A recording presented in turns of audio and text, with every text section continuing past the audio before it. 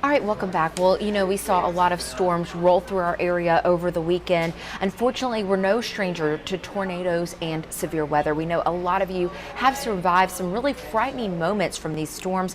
And following that storm, the damage there's left to clean up. Even if you're physically okay, it can really take a toll on you mentally and emotionally. So joining us today is Michelle Essery from Neurofeedback and Counseling in Hoover, Full Well Neurofeedback and Counseling in Hoover. She's here with some tips on how to cope. Michelle, thank you for being with us today. So first, I want to talk about maybe some of the anxiety leading up to the storms. A lot of people in our area, once they experience it once, then there's that anxiety there, right?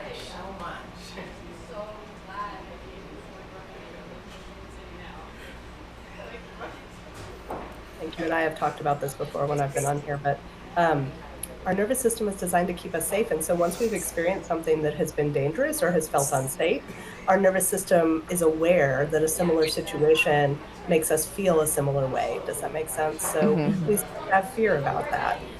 There's some really any kind of anxiety, this is true, but there's some really practical ways you can address anxiety like that.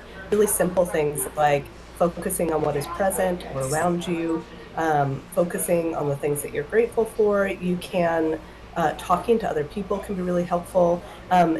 It sounds like I'm encouraging lots of different kinds of distraction, but in a way I am, because focusing on the thing that you are afraid of gives it a lot of power and a lot of control over you.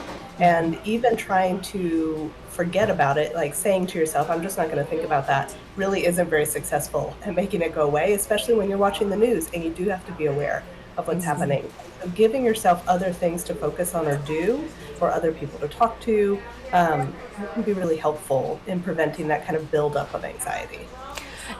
We're looking at some of the storm damage, specifically, I think, from the Homewood area from this weekend. What can people do to help out others? Obviously, there's something called survivor's guilt. So maybe someone didn't have storm damage, and maybe they can go help out. Or what would you say to those who want to do something? Any advice for them? Yeah, going and helping others is one of the best things we can do to help get out of our own heads. I think that's kind of common, again, across the board when we experience hard things. But more than that, it's a really tangible way for us to be able to help others. One of the best things we can do is just to make ourselves available to someone else.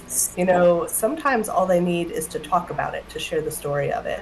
And, whether you've experienced it and need to share your story, or you are going to help your neighbor and giving them an opportunity to share their story, giving them somebody to talk to is really, really practical and really, really helpful, because it's going to help process some of that really difficult and frightening experience and help people not to feel alone, both of you, right? I think practically it's really nice when we have something physical we can do to help, like, hey, I'm going to bring you some food, or I'm going to bring you some water, or, you're my neighbor, your house was damaged, mine wasn't, I have a spare bedroom, why don't you stay in it tonight until we can figure out what to do?